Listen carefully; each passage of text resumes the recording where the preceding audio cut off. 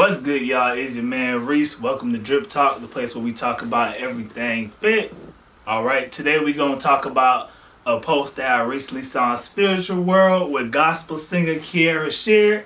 It was pretty wild, so I just figured why not talk about it. Alright, we're about to dive into it pretty soon. Make sure if you're new to the channel, hit the like button, hit that subscribe button, and hit the bell notification to help grow the channel. And without further ado, we about to get into it. Alright, good people, so let's get it. So it says, gospel singer Kierra Sheard tells Page 6, I'm assuming that's like an article or something, that when her girlfriends come to visit, she makes them stay at a hotel to keep them away from her husband. Man, when I first heard this, I was like, wow. I was like, really? And I really wanted to talk about this because I wanted to highlight the hypocrisy. Because, let's be honest. Let's just be real honest right now. If this was a man doing this, woo, boy, that man would get crucified. He'll be called all types of names. Insecure, controlling, small d energy. Imagine if you as a man told your woman, you know what, girl, you can't, you gotta go in I'm gonna keep my guy friends in the hotel because, you too fine and I don't want them to be seeing you. The lady would have been calling the girl would have been calling that man insecure and all this. So, and the reason why I'm saying it's hypocritical, because when I looked at the comment section, boy, the women was out there tearing that man up. Don't even know if the man cheated or not. They was just assuming the worst of him because he was a man. Because he's a man. If the roles were reversed, they would have been telling the girl, "Oh, he insecure. You need to get out that relationship and all this." All right, let me read to you 2 comments that I saw in the comment section. All right, and I'm gonna post it on the screen so y'all can see it to, validate my point even more. One woman said, again, it sounds like you married the wrong man and you have the wrong friends. What is trust? What's not clicking? Steven, ? Exclamation point. And another woman said, as she should. So you already know how these women, and it was a lot of, most of the comments in the comment section was like that. The women was like, oh, yeah, he not trustworthy. You should get a divorce and all this like that. And he this, he that. Some women was talking about the friends might not be trustworthy, but most of the attack was on the man.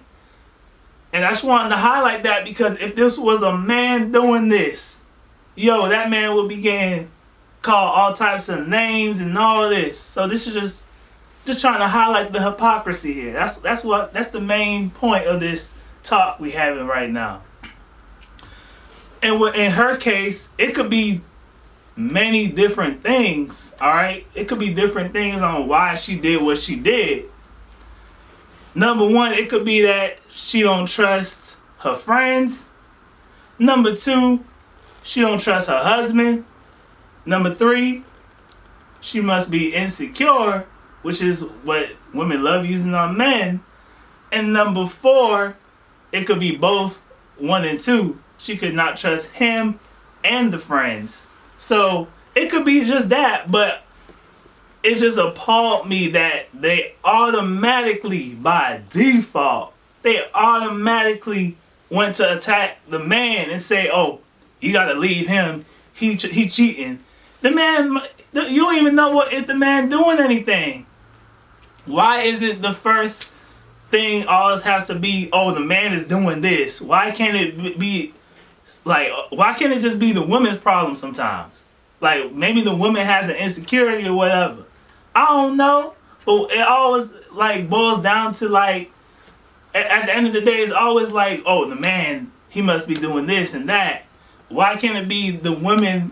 The woman has some type of problem with herself, so that's why she's acting this way and doing all these measures. Because we all know for a fact, if a man was doing this, the man would be crucified called all types of names. You name it. You name it. It would have happened to the brother. And the man could just be chilling, not doing nothing. The man could just be not doing nothing wrong. Just chilling. Just chilling. Enjoying his life. He might not be cheating at all. Why does the first thing always have to be the man is doing something wrong every time when it comes to a woman doing something in a relationship? Whether it's hiding her friends away from him or telling him he can't go out and all this stuff like that. Why is it always assuming that the man is doing something wrong? Why is it like this? And I wanted to highlight this because for us to move forward, especially as a black community, we have to stop always pointing the blame on each other, yet alone, in this case, pointing the blame at the men. Because it's not always on the men why relationships are failing in the community. It's on the women too, in cases. And in the manosphere space, it continues to highlight that. I don't know how much proof do some of these ladies need, but hey, that's what be going on now. And of course, this is not all, not all. I'm never going to be here saying this is all women. But this is definitely certain women, alright, that be acting certain ways, alright? I personally don't know why she did it. I don't exactly know the reason why she did what she did, Kierra Sheard.